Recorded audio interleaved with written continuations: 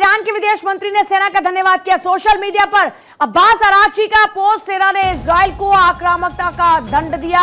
ईरानी नागरिकों की ओर से सेना का धन्यवाद, ईरानी नागरिकों की ओर से सेना का धन्यवाद। तो जो ईरान की सेना ने हमला बोला इजराइल के ऊपर, ईरान के विदेश मंत्री की ओर से सेना को धन्यवाद किया जा रहा है। सोशल मीडिया पर अब्बास अरागची ने पोस्ट किए, military operations of our powerful arm forces to punish Israel for its aggression continued until the very last minute at 4 a.m. Together with all Iranians, I thank our brave armed forces who remained ready to defend our dear country until their last drop of blood, and who responded to any attack by the enemy until the very last minute. तो उन्होंने सभी ईरानियों की तरफ से जो उनकी सेना है उसका धन्यवाद अदा किया और कहा कि हमारे प्यारे देश को डिफेंड करने के लिए उनकी आखिरी बूंद, उनकी आखिरी सांस तक तैनात रहने वाले हमारे सेना के जवानों का धन्यवाद। अब्बास अरागची का ये पोस्ट है सोशल मीडिया पर। और विनोद शुक्ला इस वक्त हमारे साथ हैं। विनोद शुक्ला जी, आवाज पहुंच पा रही है सर आपको? ईरान के विदेश मंत्री ने सेना का धन्यवाद किया है सर। इसको एक ऑफिशियली ये माना जाए कि ये अनाउंसमेंट है ईरान की ओर से भी कि सीज फायर हो चुका है, क्योंकि अभी कुछ कुछ अपडेट्स मिल रहे हैं कि कहीं कहीं पर अब भी सायरन बज रहे हैं। देखिए, मुझे लगता है कि ये अभी बहुत अर्ली है इस बात को मानना कि सीज फायर दोनों तरफ से हो गया है। हॉस्टिलिटी इतनी ज्यादा है इन दोनों देशों के बीच कि इस पर इतनी जल्दी कंक्लूड कर लेना कि सीज फायर हो गया है और सीज फायर एग्रीमेंट्स हो गए हैं, मुझे लगता है कि ये सीज फायर को लेकर के अमेरिका ज्यादा हड़बड़ी में है। अमेरिका से ज्यादा डोनाल्ड ट्रंप इस हड़बड़ी में है कि वो ये साबित करें कि वो एक पीस मेकर बन गए हैं, ग्लोबल पीस मेकर, और उस मुहिम में ये सारी गतिविधियां हो रही हैं। मामला जो अभी चल रहा है ईरान इजराइल के बीच, ये बड़ा कॉम्प्लिकेटेड है। जो स्टेटमेंट अभी आप पढ़ रही थी कि हम एक last drop of the blood तक वो करेंगे, जो देश इस मानसिकता के साथ लड़ाई कर रहा हो वो पीस के लिए एग्री करेगा नहीं एग्री करेगा, ये एक बड़ा मसला है। दूसरा ये कि जो प्रिंसिपल्ड जो उनका प्रिंसिपल है इजराइल को लेकर के, उस पर क्या कितना काम हुआ है, कहां पर वो स्टैंड करते हैं, अब क्या वो पीस ले आएगा। तीसरा ये कि क्या ईरान के कंट्रोल में जो नॉन स्टेट एक्टर्स हैं वो कब फिर मिसफायर करेंगे या कब वो फिर एक्टिव हो जाएंगे। चीजें ये जब तक इन सब पर कंट्रोल नहीं होगा, मुझे लगता है कि कंप्लीट पीस और ये जो सीज फायर वाली है ये स्थिति पूरी तरह से कह पाना मुश्किल होगा किसी के लिए भी। निश्चित तौर पर हो सकता है थोड़े दिन के लिए या अभी लगे कि 1-2 दिन या 2-4 दिन 10 दिन 15 दिन जो भी है फायरिंग दोनों तरफ से बंद हो जाए। 15 दिन तो मुझे ज्यादा लग रहा है, लेकिन फायरिंग दोनों तरफ से बंद हो सकती है। लेकिन ये जो कंप्लीट सीज फायर जिसको नॉर्मलसी कहा जाता है वो होता हुआ मुझे अभी नहीं दिख रहा है। मैं गलत साबित हो जाऊं तो मुझे बड़ी खुशी होगी, इसलिए कि पीस होना चाहिए। कोई भी किसी भी तरफ से, ना इजराइल में कोई मारा जाना चाहिए ना ईरान में। ह्यूमन लाइफ से बड़ी कोई मतलब वैल्यूएबल चीज नहीं हो सकती है, और सबसे ज्यादा उन्हीं का नुकसान हो रहा है। और ईरान में तो जो मेरी जानकारी है लगभग 800-900 लोग मारे गए हैं।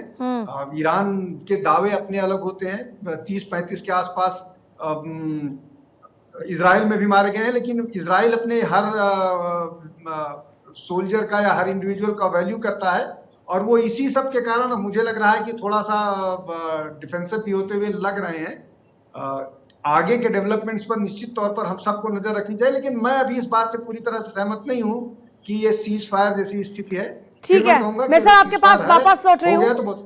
मैं सर वापस लौट रही हूँ। सीज फायर से पहले इजराइल पर ईरान के जबरदस्त हमले, पिछले एक घंटे में तीसरी बार ईरान का मिसाइल अटैक। इजराइल के बीरशेबा में ईरान का हमला, ईरान के हमले में 6 इजरायली नागरिकों की मौत की जानकारी मिल रही है। और जिस बात का जिक्र भी हो भी रहा था कि इस बात पर कंप्लीटली भरोसा किया जाए, इसकी गुंजाइश कमी नजर आती है, क्योंकि सीज फायर से पहले भी सोचिए इजराइल पर ईरान के जबरदस्त हमले देखने को मिलते हैं, और पिछले एक घंटे में तीसरी बार ईरान का मिसाइल अटैक। इजराइल के बीरशेबा में ईरान का हमला, ईरान के हमले में 6 इजरायली नागरिकों की मौत की खबर इस वक्त मिल रही है।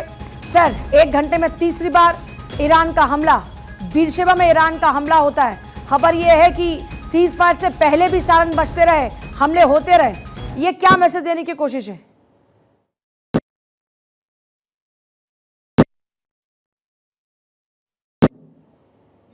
ईरान का जो प्रिंसिपल्ड आर्ग्यूमेंट है वो इजराइल के एग्जिस्टेंस को नहीं मानते हैं। ये जो उनका सुप्रीम लीडर है वो ये कहता है। बाकी डिप्लोमेटिकली आप चाहे जिस तरह से बात करते रहे, उनका विदेश मंत्री कोई और बात कर रहा है, उनके और लोग कोई और बात कर रहे हैं, और ये कोई आज की बात नहीं है, ये हिस्टोरिकली इस तरह का उनका स्टैंड रहा है।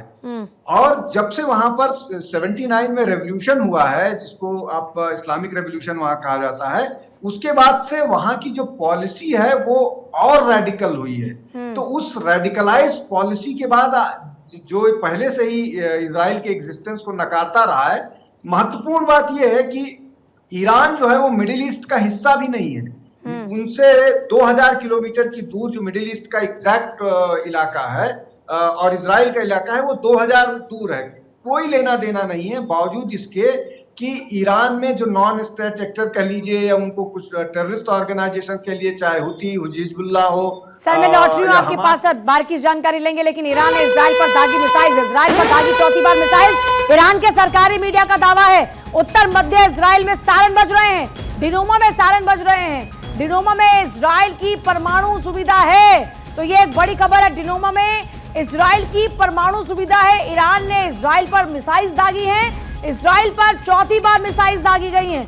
ईरान के जो सरकारी मीडिया है उनका ये दावा है उत्तर मध्य इजराइल में सारन बज रहे हैं और डिनोमा में सारन बज रहे हैं। डिनोमा में इजराइल की परमाणु सुविधा है।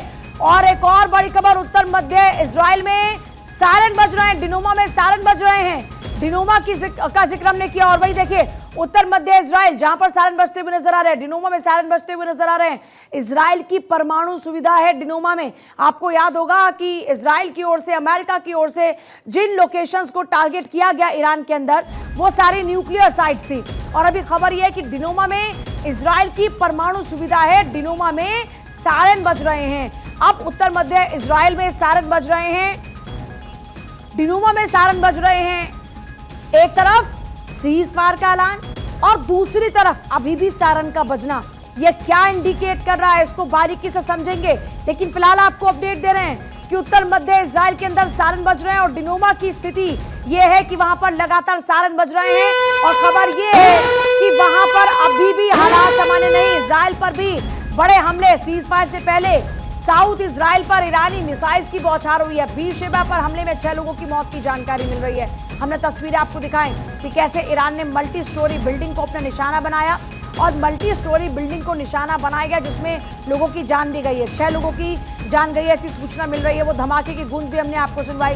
तस्वीरें इस वक्त हम आपको दिखा रहे हैं साउथ इजराइल पर, ये ईरानी हमले की तस्वीरों को आप देख रहे हैं। एक तरफ उत्तर मध्य इजराइल, साउथ इजराइल, डिनोमा में सारन का बजना, जहां पर परमाणु सुविधा है। सर इसे किस तरीके से देखा जाए? देखिए, मुझे लगता है कि अगर ये डिनोवा के हमले की बात जो आप बता रही हैं, अगर ये हुआ और उसमें किसी भी तरह का नुकसान एसेस किया गया, तो ये सिचुएशन को एस्केलेट करेगा। और जब मैं जैसा पहले कह रहा था कि ये जो सीज फायर वाली स्थिति है, कितनी देर रहेगी, कितनी देर नहीं रहेगी, अगर उनके न्यूक्लियर इंस्टॉलेशंस पर ईरान का हमला हुआ और उसको डैमेज हुआ तो कई तरह से नुकसान हो सकता है। अगर रेडिएशन वाली स्थिति आई तो निश्चित तौर पर वहां के लोगों को, हालांकि वो बहुत सुरक्षित इस तरह की चीजें होती हैं, लेकिन ये जो सीज फायर का दावा है या ऐलान है, उसको जियोपैराडाइज करेगा, उसको नुकसान पहुंचाएगा। और जो संभावनाएं दिख रही थी कि शायद धीरे धीरे ही नॉर्मलसी की तरफ ये लौटे पूरा का पूरा क्षेत्र, उसको निश्चित तौर पर धक्का लगेगा, नुकसान पहुंचेगा। और ज्यादा एग्रेसिव होकर के इजराइल अटैक करेगा। अमेरिका भी निश्चित तौर पर फिर अपनी उसको पॉलिसी मतलब रिविजिट करना पड़ेगा अपने डिसीजंस को। तो मुझे लगता है कि ये ठीक नहीं है अगर चीजें इस डायरेक्शन में जा रही थी कि शांति बहाल की जाए, और उसके बाद शांति बहाल के आसपास या उससे ठीक पहले जब चर्चा हो रही है, उस चर्चा, देखिए ऐसा तो नहीं है कि अचानक फोन आया होगा और ये चीजें हो गई। 2-3 स्टेप्स के बाद जब बातचीत होती है तो उसमें कई स्टेप्स होते हैं। जब आप एक चीज पर एग्री करते हैं, फिर दूसरी चीज पर एग्री करते हैं और उसके बाद फाइनली आप सीज फायर पर एग्री करते हैं। तो जब आप पहले दौर के या दूसरे दौर के चर्चा में हैं, उस दौरान आप फायरिंग कंटिन्यू कर रहे हैं और उस मौके का फायदा उठा करके उन जगहों पर आक्रमण कर रहे हैं जो शायद दोनों देशों के लिए खतरनाक है, इसलिए कि अगर रेडिएशन होगा तो इजराइल को नुकसान होगा, और अगर रेडिएशन हो गया या अटैक बड़ा हो गया तो ये जो पीस की बात हो रही है, सीज फायर की बात हो रही है, ये इसको धक्का लगेगा और ये रोक दिया जाएगा। तो मुझे लग रहा है कि थोड़ा सा रिस्पॉन्सिबिलिटी ईरान को बिहेव करना चाहिए। विम्स पर नेताओं के अपने जो इंटरनल पॉलिटिकल कंपल्शंस हैं, उनके कारण ग्लोबल सिक्योरिटी को थ्रेटन नहीं करना चाहिए। ये एक बड़ा मैसेज होना चाहिए। लेकिन मुझे लगता है कि महत्वपूर्ण बात यह है कि पूरा का पूरा ग्लोबल ऑर्डर बिखरा हुआ है और यूनाइटेड नेशंस जो है वो एक प्रेस रिलीजिंग ऑर्गेनाइजेशन बन गया है। मतलब it has become a joke. उनके पास कोई इस तरह की पावर, कोई इस तरह की स्ट्रेंथ नहीं है कि वो इस तरह की सिचुएशन। सर आपको रोकते हुए एक बड़ी खबर, ट्रंप ने अमेरिकी सेना को सीजफायर का श्रेय दिया। B-2 पायलट्स के बगैर डील संभव नहीं थी। उस बेहतरीन हमले ने सभी को एक साथ ला दिया। तो अपने B-2 बॉम्बर्स का जिक्र करते हुए ट्रंप कह रहे हैं कि उस बेहतरीन हमले ने सभी को एक साथ ला दिया। दरअसल अमेरिका की ओर से जो B-2 बॉम्बर्स का इस्तेमाल किया गया था, जिसके जरिए न्यूक्लियर साइट्स को हमने पूरी तरीके से तबाह कर दिया, जमीन के भीतर घुसकर हमने मारा, ये जो दावा अमेरिका की ओर से किया जा रहा था, इसके लिए अब ट्रंप अपनी सेना का धन्यवाद दे रहे हैं, उनकी तारीफ कर रहे हैं, उनको श्रेय दे रहे हैं। और ट्रंप ने अमेरिकी सेना को सीजफायर का श्रेय दिया है। B-2 पायलट्स के बगैर ये डील संभव नहीं थी।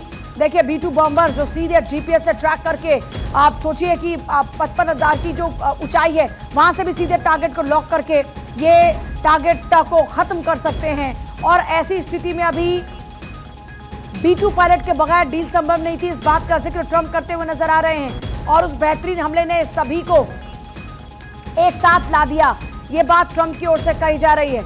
सर, ये B-2 पायलट्स की भूमिका को किस तरह से देख रहे हैं आप? लगता है मुझे कई बार बहुत हंसी आती है आजकल जिस तरह का ट्रम्प बिहेव करते हैं। आप ये बताइए, B-2 बॉम्बर के हमले के बाद ईरान ने अमेरिकी जो इंस्टॉलेशंस हैं मिडिल ईस्ट में उस पर हमला किया और अभी आपके चैनल से सूचनाएं आ रही हैं और मैंने जब आपके साथ जुड़ने से पहले मैं भी समझने की कोशिश कर रहा था कि हो क्या रहा है। सुबह सुबह सो के उठने के बाद बहुत सारी जानकारियां आपको खुद चाहिए होती हैं अपडेट करने के लिए, तो मैं उस प्रोसेस में देख रहा था।